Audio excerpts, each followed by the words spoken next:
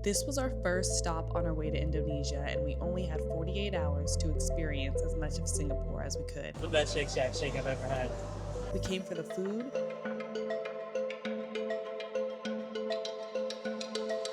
the culture,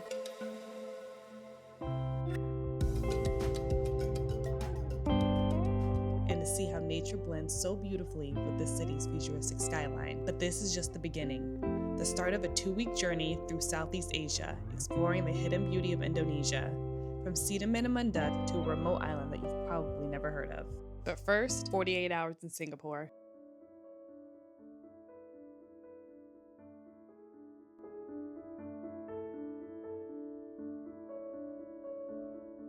Good morning, guys. We are live from Singapore. We got in last night. It was a long flight. We came from San Francisco and we had to fly to Seattle and from there fly to Korea and then to Singapore. We almost missed our flight to Singapore because our flight from Seattle to Korea was delayed by an hour. We talked to a worker while we were in line. He was super nice. He made a call for us and he let us cut the line. He escorted us all the way to our gate and also helped carry our luggage too. Checked in last night around midnight. We're staying at the Crowne Plaza Hotel at the Singapore airport. We got upgraded for free to a king suite. So we're on the 9th floor. There's a living room area, closet area, bedroom, lots of amenities. There's some coffee, there's some tea. They have filtered water in the bathroom that's attached to the sink because they are eco-friendly, so there is no plastic bottles here. There is 2 bathrooms and a shower that has a rain shower with an attachment as well. There's a scale. We're so happy that we got a free room upgrade after our long journey here. Now we're about to head out, start doing our exploring for the day. Our first stop is going to be the Maxwell Food Center. We're going to get some food there, maybe some chicken. Gonna go grab some cendol. It's world famous. It made CNN's top 50 dessert list in the world. And then from there, we're gonna go explore some of the cultural areas that they have here. Singapore is very diverse. There's a lot of Chinese. There's a Middle Eastern street called Arab Street. So we're gonna go over there and walk around, get some lunch over there. For dinner, we're gonna hit up Lau Pa Sat Satay Street and try some of the local cuisine. We're really excited to learn about the different cultures and try the different food. Road Hawker Center. Yes. It's time to fill up. Yes, it is. Very hungry. Before you start the tour. Exactly. As we headed to the Maxwell Food Center, I started to really take in the energy of Singapore. Clean streets, vibrant neighborhoods, and this incredible mix of old and new. It's the kind of city where temples sit next to tech towers and every corner has a story. This was our first ride through the city, and it already felt like we'd barely scratched the surface. As we arrived at the Maxwell Food Center, I was in awe at the amount of food options. But we came for one thing, and one thing specifically. One of the most famous Hainanese chicken rice stalls in all of Singapore. Anthony Bourdain claims the rice here is so good that you can eat it on its own. You know, whenever there's a long line at food places, you know what's about to be good. This is what it's looking like. Supposed to be Michelin starred, so. Let's try the rice. Has a sweet flavor. We're gonna try it with the little sauce. It's kind of spicy, but it's really good. Would definitely recommend trying. Good first meal. Start the day.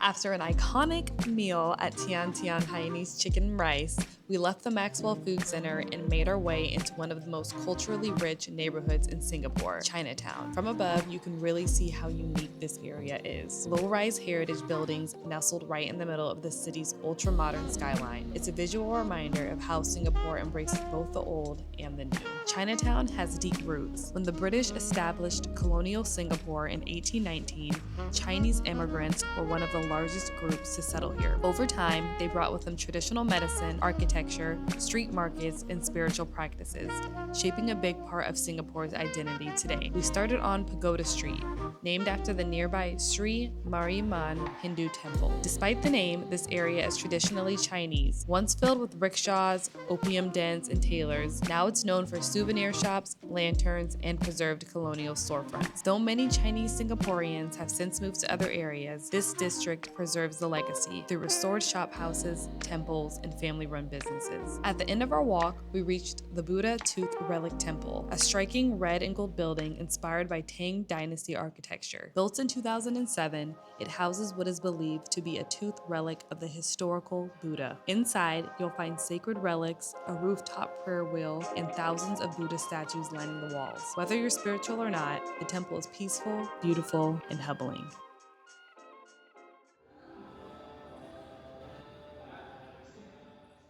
After walking the busy streets of Chinatown, it was time for a quick snack.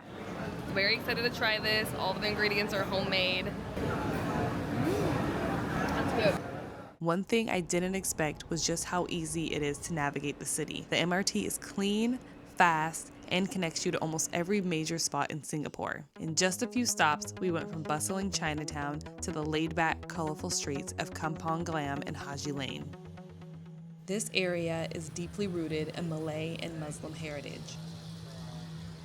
At the heart of it all is the Sultan Mosque, with its massive golden dome and bold design. We didn't go inside since it was busy and we hadn't booked a tour in advance, but even from the outside, it's breathtaking. Next, we wandered down Haji Lane, a narrow alleyway bursting with street art, indie boutiques, and cafes. It's trendy, laid back, and full of personality. After soaking it all in, we stopped for lunch at H.J. Maimunah, Michelin spot known for its traditional Malay dishes. So this is what we got. We got some beef rendang. We have a little bit of sambal over there.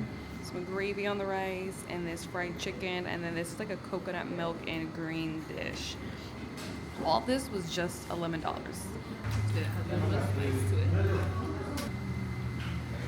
Originally, we had planned to visit Little India the next day, but since it was just a 15-minute walk from Kampong Glam, we decided to go for it. It turned out to be the perfect spontaneous detour. Little India is one of Singapore's most vibrant and energetic districts. Walking through the streets felt like entering another world. One of the highlights was the former house of Tan Tang Nia, the last remaining Chinese villa in Little India. Built in 1900, it belonged to a Chinese businessman who ran a candy factory nearby. We also passed by the Sri Veeramakaliamman temple, which is one of the oldest temples in Little India. After exploring Little India, we hopped on the MRT and made our way to Lau Pa Sat, another one of Singapore's most iconic hawker centers. It's not known just for its food, but for its beautifully cast iron Victorian structure, shipped from Glasgow in the 1800s. Today, it's a popular gathering spot for locals and tourists, especially at night when Satay Street comes alive with smoky grills and late-night eats. It's lively in here. It's bright. There's a lot of food, but it's crowded right now. Oh, it is. Yeah. Oh, nice. That's funny. So we waited in line. We were trying to get this on tape, but they said it was a 40-minute wait time, and we're tired, and we're really not even like that hungry because we ate earlier. So we're just gonna head back to the hotel now and go to sleep and get ready for tomorrow. Day one in Singapore is a wrap. We ate way too much, walked until our feet gave up, and basically tried to absorb all of the culture in a single day. We're going to bed with full bellies, sore feet, and big smiles, ready to do it all over again tomorrow. It is day 2 in Singapore. We're gonna do some exploring at the Jewel today since we haven't done that yet here at the airport. So that'll be our first stop, and we're gonna grab some breakfast. Later, we're going to Gardens of the Bay. We're going to Ion Orchard because we're getting some jumbo chili crab later. I'm super duper excited for that. That was like a must-have on my list. We're gonna go to Clark Cay later because we're going on a riverboat cruise too in the night. This waterfall right now is crazy. We're currently in the Jewel inside the Singapore airport, and this is the world's tallest indoor waterfall. I can confidently say this is definitely impressive in person. I've seen a lot of videos on this, and I don't think the videos do it justice. This is an incredible waterfall and just an incredible display of architecture.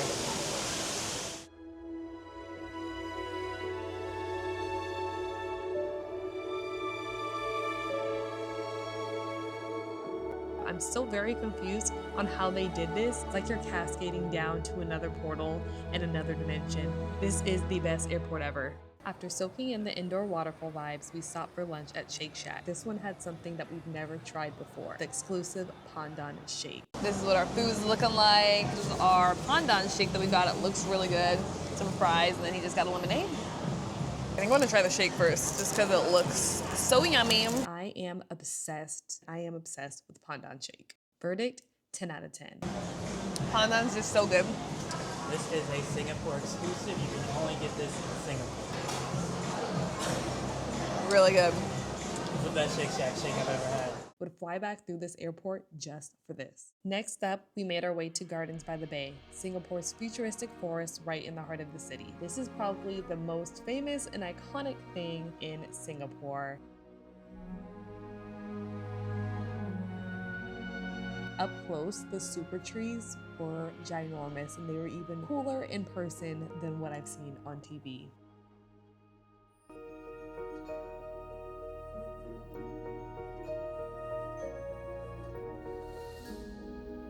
Up on the Skywalk, it's all views and vibes. Also a mild fear of heights, but mostly vibes. Inside the Flower Dome, it's all cool air and curated blooms.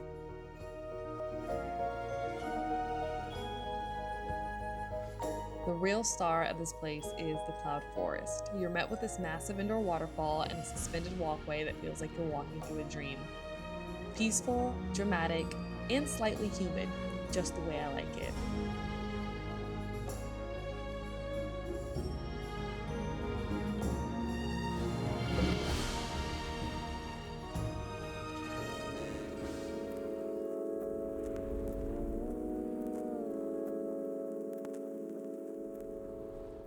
As the sun began to dip, it was time for a Singaporean classic, chili crab at Jumbo Seafood. We didn't film ourselves eating it because chili crab is less of a meal and more of a full body experience. Just know that it was delicious, spicy, messy, and absolutely 110% worth it. With full bellies and a lingering chili tingle, we made our way to Clark Quay. At night, it transforms into a neon-lit dreamscape. This spot looked like a vibe, and this definitely is a spot to go if you want to get lit and have a few drinks at the end of the night. These traditional bumboats have been cruising Singapore's river for over 100 years. Back then, they hauled cargo. Today, they carry travelers like us, chasing a skyline and a little magic at night.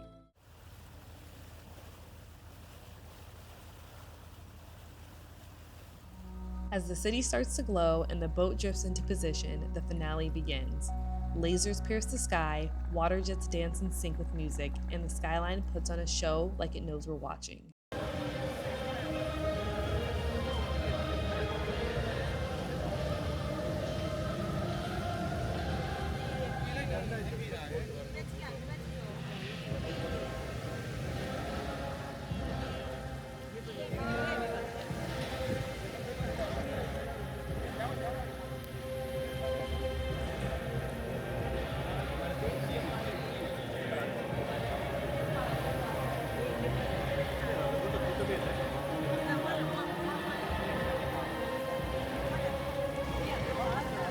It's bold, it's beautiful, and it's the perfect ending to a perfect day in Singapore.